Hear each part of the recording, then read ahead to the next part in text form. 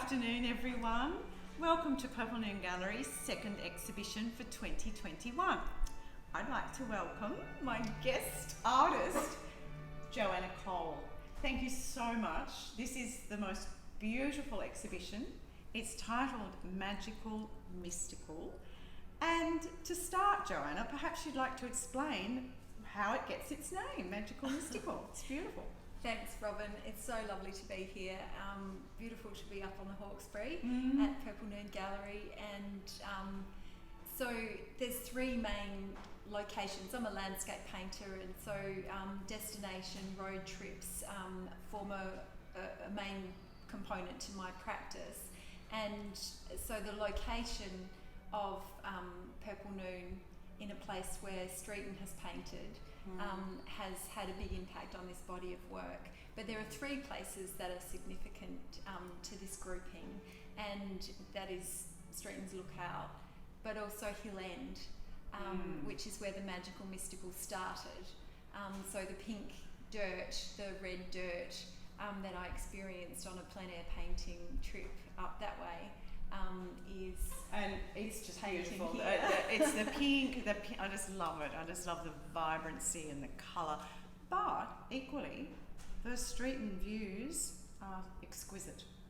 That's a blue tone. Yeah, there was a quite distinct difference, and that's what I've noticed in travelling to different places around Australia, that the colours are incredibly different. So you mentioned two. You mentioned Streeton and, of course, Hill End. And the third one is South Australia, which is where I come from. So Hans Heissen painted a similar, he was painting these gum trees, and I've been painting these gum trees because that's what I'm drawn to. And I love them. I mean, that is a whole Heissen gum tree. It's fabulous. And I'm looking at a contemporary take. My grandfather was a painter as well, and he did an iteration of a Hans Heissen work, and subconsciously back in 1973, that painting hung in my father's office, for all of my growing up. And I started researching through my master's degree at University of New South Wales, and came across these two paintings, and so just kind of looked into them a bit more. And so I actually went out there just after the bushfires 2020 and tried to locate the two trees. Oh, wow. And so most of my experiences of painting start from a plein air experience, and then I go back into the studio, and that's where the saturation of the colour kind of comes out, because my memory distorts things, whether it's just that flash of pink at That's sunset. an artist memory. Love it. Now, just getting back to the research part, because something that, if you haven't seen this catalogue, it is absolutely fabulous. I normally do the catalogues myself, as you know, and when you flicked yours over to me, I was just mesmerised. There are little passages from Arthur Streeton's diary notes. There are passages from your own diary notes. I know that you recreated the scene at Streeton Lookout down here, which is only just around the corner. And I know that you went there on a day that was 115 degrees Fahrenheit, about 44 degrees. And you wanted to paint in that same vein, in that same atmosphere, and experience it. It worked, didn't it? Because those paintings are stunning. Thank you. They're, trying to capture and understand what these artists, before me have done. How did they get to be where they, what are they up against, and the heat and the elements, the flies.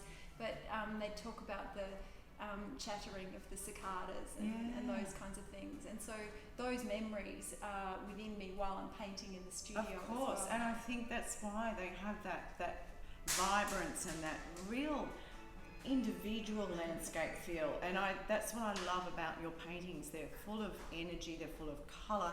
And I haven't been to Hill End. I know that's, it's a wonderful place for artists. I know many artists live out there. And I can also sort of imagine that pink. I've lived in the desert, and so probably very similar to Hill End, and it's a very red earth, but it's this pink red, and it's like that lovely painting you've done of Arthur Streeton's, Purple Noon's Transparent Might. the purple in that is just how I would imagine it was for him. And, you know, Streeton's original. He was inspired by a poem by Percy Bysshe Shelley. Mm-hmm. And while I was working in the studio, doing some of these Hill End works, I happened to be, this is a convoluted story, but happened to be reading or listening to the audiobook of Mary Shelley's Frankenstein. And she was married to Percy Bysshe Shelley, and he was a very famous poet at the time. But he wrote the poem that had the line in it, was it the Blue Isles of the Blue Mountains, but the words, the purple noon's transparent might, which is what Arthur Streeton was thinking about while he was painting Streeton Lookout. Well, I actually pulled out Streeton's book that I bought at the recent retrospective at the Art Gallery of New South Wales, and I couldn't believe how much I felt your paintings had that same feeling about it. But interestingly, something I read that I didn't know about was he stayed at a house called Sunnyside. Okay. And I know the people that own Sunnyside. They come in here quite regularly. So now I can start up another conversation, a street conversation. Well, I was trying to work out where was he actually looking from, and I think he painted those in, was it 1896. 96, yeah.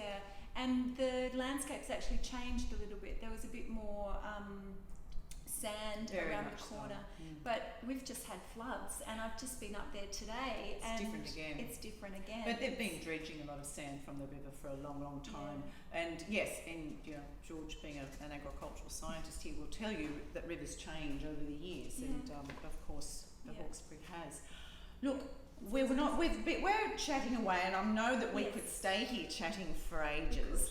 I really encourage you to come and see Joanna's exhibition. It is simply beautiful. I know you live at Bondi Beach and you have a very different landscape there, but I feel that you've actually really been able to bring these other landscapes, and you grew up in a country area in South Australia, and I can see that you have that love of country as well, and just place, the history of each place you've painted. You've looked into the history, you've looked at the current history, you've looked at the Darug history here in the Hawkesbury, the Indigenous history, and you've looked at the very modern history. And I think that, you know, to have a painting that's so, so about that place and the time and all the different times that happened in that place is just magic. So congratulations. It's absolutely beautiful. You can see we've got red dots already. We haven't opened yet. So it's a wonderful, wonderful exhibition. Congratulations. Thanks, Robyn. That's beautiful. Oh, and just so that everyone knows, it's on until the 26th of April. So there's plenty of time to come out for a drive to the Hawkesbury. And if not, it will all be online tonight at 6 p.m. And we do have some ceramics. Oh, I forgot. Yes, aren't these? Look, little paintings. Look, on the ceramics. Yeah. And that was a collaboration you did? Yeah, with Agatha Pupaher. And I've done some portraits as well, which are kind of cute. Fabulous. Come and have a look. Okay, thank you, Joanna. Thanks, Robyn. Enjoy the exhibition, everyone. Thank you.